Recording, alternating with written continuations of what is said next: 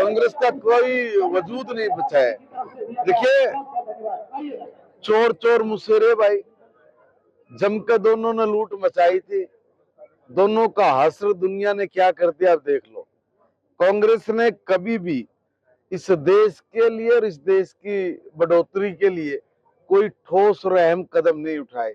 इनके नेताओं की तो एक वो कहावत हमारे हरियाणा में बोल रहा बिला भाई, अपना भरया जगत का भरया, मतलब भाई मेरा भर गया तो सब क्या भर गया, है ना। तो ये वे लोग थे कि इन्होंने अपने अपने भर लिए, भर के कहा भाई भारत हो गया बलवान, हो गया उन्नत, कोई कमी नहीं है, हमने जो बनाया अच्छा बनाया। जो भी पॉलिसीज बनती थी उन पॉलिसीज में इन लोगों की हिस्सेदारी होती थी। यही काम दिल्ली में आम आदमी के चोरों ने पकड़ लिया।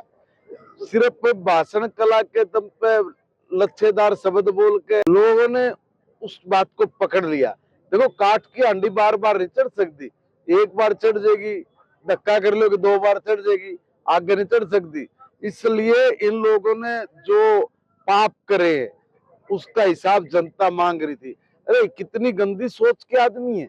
एकदम कह रहे हैं कि मेरा भाई हरियाणा वालों ने जहर डाल दिया। जहर डाल दिया तो अगर यह इस आदमी की सोच नहीं है, गारंटेड है। और अगर जो इसकी सोच है तो भी कितनी घटिया गंदी सोच है कि भाई हरियाणा के लोग क्या देश की दिल्ली की राजधानी में जो लोग बस रहे हैं, भारत की राजधानी में, सबको मारना चाहते हैं। ये एक बहुत बड़ी स्क्रिप्ट के ऊपर काम कर रहे थे। मैं दावे से कह रहा हूं कि कोई इंटरनेशनल फोर्सेस के हाथ के खिलौने हैं ये लोग, क्योंकि गाय बगाए वो इस तरह की बात करते हैं जिसका उस वक्त कोई अर्थ नहीं होता। मैं ये कहना चाह रहा हूँ, चुनाव चल रहा है, चुनाव के बीच में ये अचानक बात कहां से आ गई भाई कि दिल्ली के लोगों को मारने के लिए हरियाणा जहर डाल रहा है?